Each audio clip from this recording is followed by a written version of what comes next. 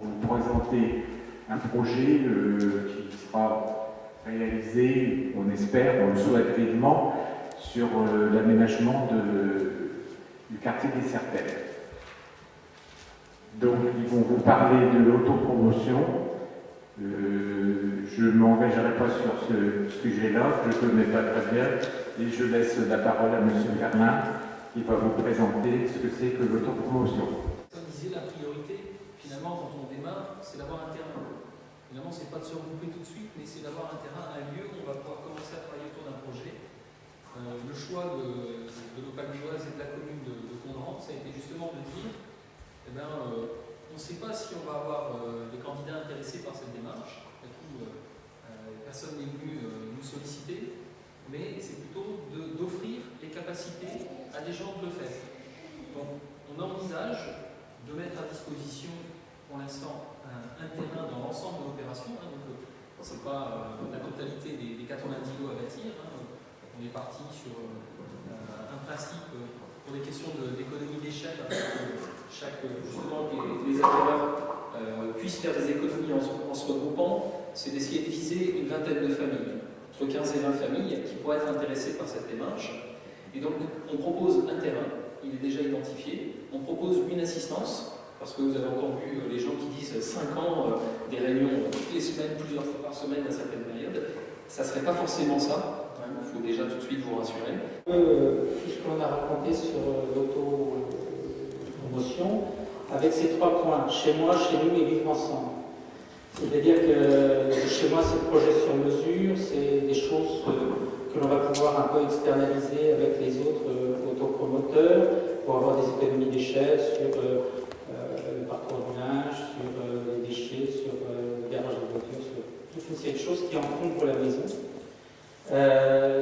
Le chez nous, c'est quand on vient un peu plus, comme l'exemple belge le montre, à discuter sur des choses qu'on ne peut pas se payer dans une maison individuelle, parce qu'on n'a pas les moyens, mais à plusieurs, ça peut devenir intéressant. Il y a des choses comme une ou 2 chambres supplémentaires pour pouvoir recevoir la famille ou les grands-parents. Il y a des éléments qui peuvent être, comme ils l'ont montré, un système pour l'énergie commune. Il y a toute une série de choses qui permettent de mutualiser à la fois des espaces et des fonctions sur la gestion du déchet vert, sur les jardins, sur les eaux pluviales, sur énormément de choses qui font partie du mode de vie des gens. Ces démarches entre chez moi et chez nous sont intéressantes parce qu'on va d'abord parler des comportements. C'est-à-dire, au lieu de dépenser de l'argent, on va déjà regarder qu'est-ce qui peut être changé pour améliorer le comportement et avoir une meilleure relation entre la façon de vivre et l'habitat que l'on se construit, pour lequel on va dépenser de l'argent.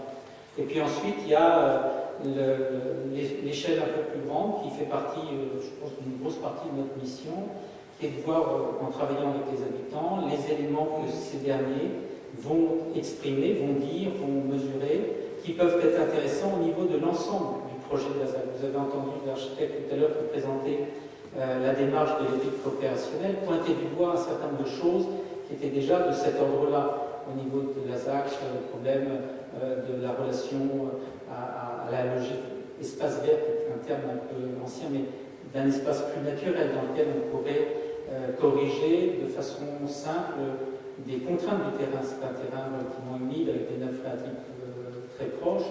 Donc il y a des zones qui pourraient être traitées avec des biotopes plutôt humides qui vont permettre de dégager d'autres zones sur toute une série de choses. Donc voilà, ces 3 points, vivre chez moi, chez nous, vivre ensemble, c'est pas plus compliqué que ça. Il y a, comme le disait M. Ferland, pas d'obligation de notre part. On n'est pas là pour faire le projet, on est là pour faciliter, un peu comme les obstétriciens, pour aider à l'accouchement des idées que les gens ont, de ces rêves que l'on retrouve rarement dans les maisons sur catalogue. Les maisons, c'est jamais qu'un appartement avec un toit devant. Et qu'on vous propose, c'est une proposition qui peut être rediscutée avec les personnes qui sont intéressées par la démarche. Donc elle est en 7 étapes. Aujourd'hui, on est dans la première étape du mois de mars, qui est lancée par cette réunion publique de présentation, qui sera suivie par la deuxième étape du mois d'avril, où on vous proposera en fait des séances de formation et d'explication sur qu'est-ce qu'est un principe d'aménagement environnemental de type écoquartier, avec un principe de formation, de conférence, de visite sur site. Donc on a prévu pour se faire un week-end pour organiser ces visites. On n'a pas prévu, contrairement au film qui vous est présenté, de se voir tous les soirs de la semaine, rassurez-vous. Donc on a quand même prévu de se voir 2 ou 3 fois par mois. Donc c'est quand même une implication des personnes intéressées tout de même. Avec un suivi par rapport à la commune de Condren et à l'OPAC de l'Oise au fur et à mesure de la démarche. Donc c'est les différentes étapes là, de comité de suivi et de comité de ce qu'on appelle de décision et de réunion publique.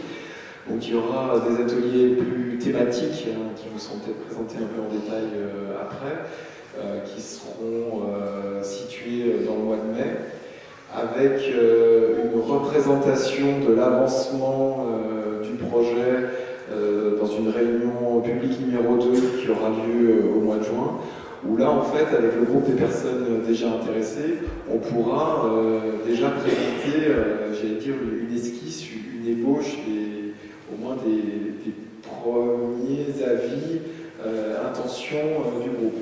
Ce ne sera pas du tout encore au stade de choses très formalisées, mais ce serait déjà savoir qui a travaillé avec nous pendant cette période.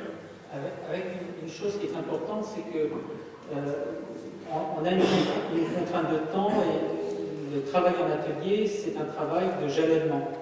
Ce sont des rendez-vous dans lesquels on est présent, on répond aux questions, on améliore la compréhension des sujets, mais entre chaque atelier, il y a la possibilité aussi de permettre à chaque individu de développer leur réflexion. On a vu avec la mairie le fait que ces ateliers se passeraient dans une salle où on pourrait laisser du matériel qui pourrait continuer à être consultable par les gens, avec une logique un peu d'exposition permanente, pour que l'on puisse, à la demande, avec des élus, entre habitants, discuter des choses. Donc il y a un problème au début qui va être important, dans lequel les gens vont prendre effectivement, à partir du mois de juin, un début d'engagement avec les résultats des travaux et les propositions de Théophile, pour pouvoir devenir un groupe d'autopromotion. Mais il n'empêche que tout le travail en atelier va apporter des solutions pour déjà améliorer et changer certaines choses là où vous habitez aujourd'hui.